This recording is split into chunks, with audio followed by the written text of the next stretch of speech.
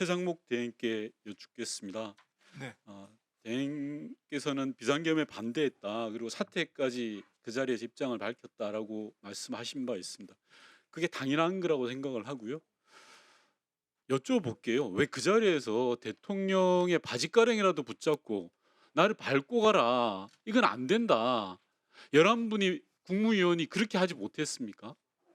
네, 한마디로 말씀드리면은 그 부분은 사후적으로 너무 짧은 순간이긴 했습니다만 나중에 그렇게라도 했어야 된다는 생각을 저기 총리님을 포함해서 많은 국무위원들이 생각을 했습니다. 얼마 전에 이 자리에서 하는 총재께서 대통령의 그릇된 행위 비상계엄 선포를 해서 수조 원의 경제적 손실이 있다고 발언을 하셨습니다. 네.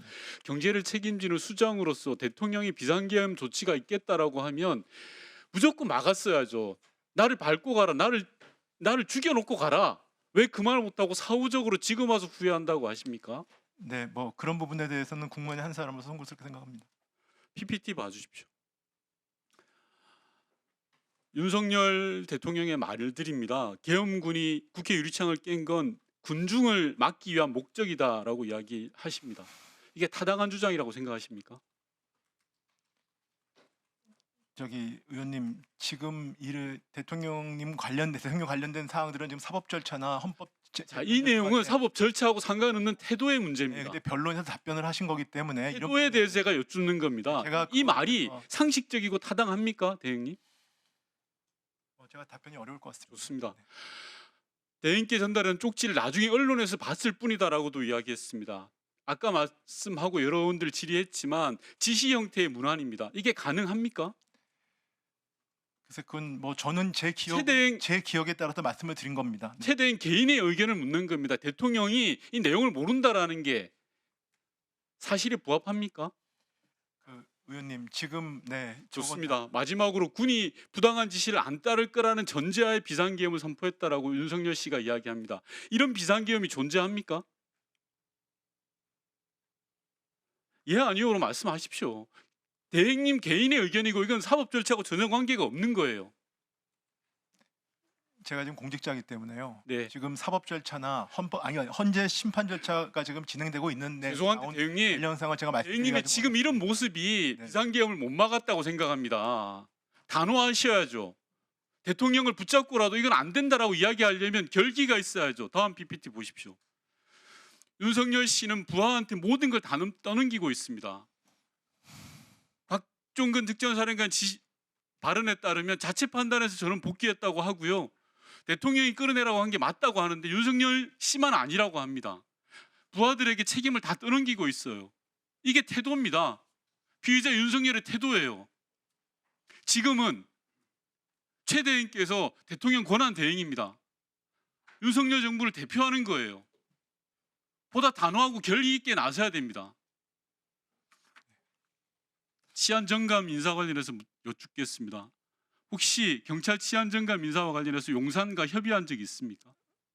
용산과 협의한 대통령실과 협의한 적이 있습니까? 그 기본적인 그 인사를 하는 데 있어서의 검증 절차는 예, 검증 말고 인사 내용과 관련해서 내용에 대해서는 협의한 적 자, 없습니다. 치안 정감 인사를 누가 하자고 했습니까? 행안부 차관입니까? 행안부 장관 직무대행입니다. 대행이 이야기했습니다. 네. 다음 PPT 봐주십시오. 총경위 인사 공무원은 경찰청장의 추천을 받아서 행안부 장관의 제청으로 국무총리를 거쳐 대통령이 임명한다고 되어 있습니다. 모두 직무대행입니다. 이게 가당치한 인사입니까? 인사가 그런 부분이 모습은 그렇지만 그렇기 때문에 더더욱 제가 아까 말씀드린 것처럼 모든 부처가 다 이런 부처가 많이 있습니다. 네, 그래서 국정 안정이라든지 치안 공백 이런 측면에서 저희가 정무직이 아닌 인사를 하자 장관들끼리 얘기를 해서 좋습니다. 정무직이 아닌 인사 충분히 가능합니다. 그런데 치안 정감은 경찰청 넘버 2예요. 경찰청 넘버 2를 이렇게 합니까? 대행의 추천을 받아서 합니까? 글쎄, 정무직은 아닌 걸로 알고 있습니다. 말씀- 네. 정무직은 아닌 걸로 알고 있습니다. 그런 식의 생각에서 각 부처가 지금 하고 있어서 행안부에서 자, 그러면 다른 부처도 인사하실 겁니까, 최 대행님? 다른 부처도 지금 1급 인사하고 있습니다. 예, 네. 1급 인사 말고요. 다른 차관급 인사 아니, 사실상 저는 정무직 인사는 말씀을 드리지 좋습니다. 않았습니까? 네. 그러면 제가 왜 문제를 삼냐면 치안정감 이번에 승진한 사람을 서울청장으로 오늘 오후에 발표한다, 임명하겠다, 경찰위원회를 개최해서 라는 이야기가 들립니다. 서울청장은 단순한 일반직이 아닙니다. 잘 아시잖아요. 사실상 정무직입니다. 경찰의 수장이에요. 경찰청장이 없는데 이런 인사가 가능합니까? 그리고 앞서 말씀드린 것처럼 행안부 장관과 경찰청장 비상계엄 당일날 연락을 많이 했던 사람이에요. 그리고 비상계엄의 동조자로 의심을 받고 있고 수사 대상이에요. 그런 사람한테 승진을 시켜서 서울청장을 맡긴다? 현실이 맞습니까? 제가 뭐 구체적인 인사 내용에 대해서는 제가 정확히 말씀드릴 수는 없는 것 같고요. 아까 말씀드린 것처럼 뭐 의원님께 지적하실 수 있을 것 같긴 한데 제가 드리는 말씀은 지금 서울청장이 공석이라는 것 자체의 문제의식은 없으십니까? 그러니까 저희는 그 부분에 대해서 서울청장이 만약에 문제가 있으면요, 치안정감을 보직을 이동을 하면 되죠. 대한민국의 치안정감이 한 명 바뀝니까?